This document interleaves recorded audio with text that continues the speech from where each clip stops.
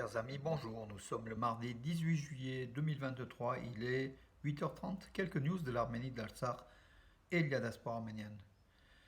Henri Tachyan, plus connu sous le nom de Henri Tachan, le chanteur, vient de disparaître à l'âge de 83 ans. Il était né en 1939 à Moulins. Il a disparu le 16 juillet donc 2023, il y a 2 jours. Il était connu, donc c'était un chanteur qui était resté longtemps à l'écart des médias. Dans les années 60, il était connu, mais c'était un type de chanteur anti-star, c'est-à-dire qu'il n'était pas, c'était pas une vedette, c'était un chanteur, un auteur-compositeur aussi, hein, avec des chansons très connues, dont certaines ont été chantées par d'autres chanteurs comme Pierre Perret. Voilà, Henri Tachan, et vient de disparaître. Voilà. Euh, on se souvient de lui dans les années 70 à 80 où il passait de temps en temps à la télévision. Voilà. Après, bon, et après, euh, sa carrière, c'est, comment dirais-je, c'est un petit peu mise entre parenthèses. Voilà, Henri Tachan n'est plus.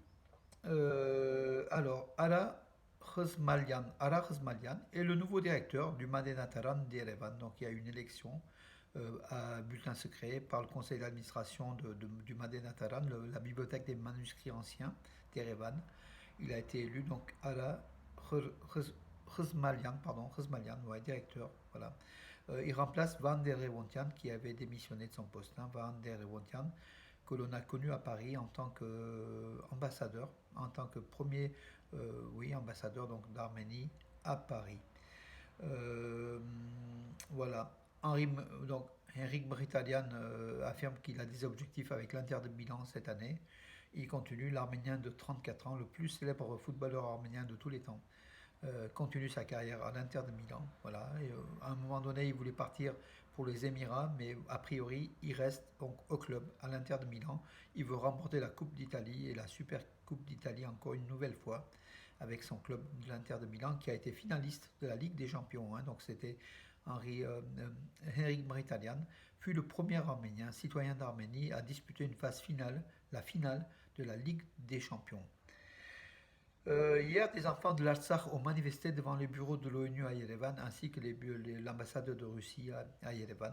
Ils demandent bien sûr le soutien à l'Artsakh, la levée du blocus par l'Azerbaïdjan et puis la liberté pour le peuple arménien de l'Artsakh, dont les enfants qui souffrent aussi de ce blocus, les enfants donc de l'Artsakh.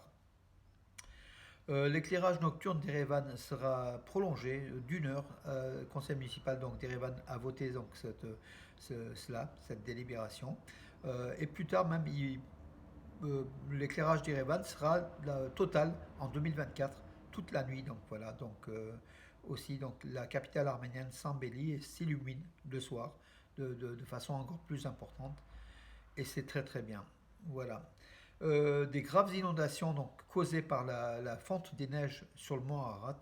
On a eu notamment une vidéo où on voit donc des torrents de boue et de neige mêlés donc, qui descendent des pentes du mont, le mont des Arméniens, la montagne des Arméniens, le mont Ararat, la montagne biblique qui culmine à 5156 mètres, dont les neiges sont éternelles mais qui fondent de plus en plus. Voilà. Et avec ces fortes chaleurs, on voit des coulées de neige en fait fondue, de neige fondue avec de la boue qui dévale les pentes de l'Ararat et menace quelques villages de l'Arménie occidentale. La presse turque, donc c'est nouveau, ça commence tout doucement. Donc la presse turque fait référence aux ruines en faisant référence à la capitale des Arméniens des Bagratites de l'an 1000, Ani, qui est juste à côté de la frontière arméno-turque en fait, hein, qui est pas loin de Gümri d'ailleurs, de l'autre côté de la Hourian. La presse turque fait référence à son origine arménienne, donc l'origine arménienne d'Ani. Alors que sur le site, sur les inscriptions, aucun mot arménien n'est écrit, et que la Turquie, donc en politique négationniste d'État, essaye d'écarter la trace des Arméniens, même pour cette capitale de l'Arménie.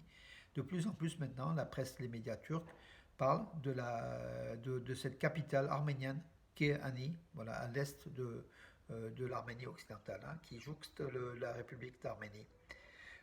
Et donc les Turcs, même s'ils ne rappellent pas l'origine arménienne d'Ani, les centaines de milliers de touristes qui s'y rendent chaque année savent pour la plupart, que Ani est la capitale de l'Arménie de l'an 1000, des Bagratites, du royaume arménien des Bagratites, le dernier royaume arménien d'ailleurs, hein, donc après la chute en 1064 ou 1072 après les Seljoucides, oui, oui, sous le coup des Seljoucides, euh, l'Arménie n'avait plus d'État. Il y a eu le royaume arménien de Cilicie après, mais c'était la petite Arménie, c'était pas l'Arménie majeure, la vraie Arménie, enfin la vraie entre guillemets, la vraie l'Arménie.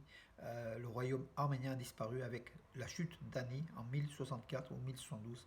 Tout dépend donc des dates qu'on retient parce que voilà. Voilà mes amis, écoutez pour aujourd'hui, c'est tout ce que j'avais à dire. Oui, ben, je vous donne rendez-vous demain, mes amis. Ah oui, ce soir, donc en match retour, en match retour des éliminatoires de la Ligue des Champions, Urartu Yerevan se déplace je crois que c'est je crois qu'il se déplace euh, au Monténégro, je crois.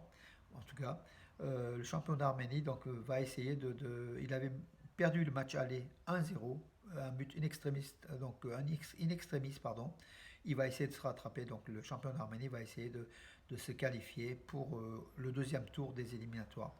Donc on attend cela ce soir, 20h le match. Bonne journée et à demain mes amis.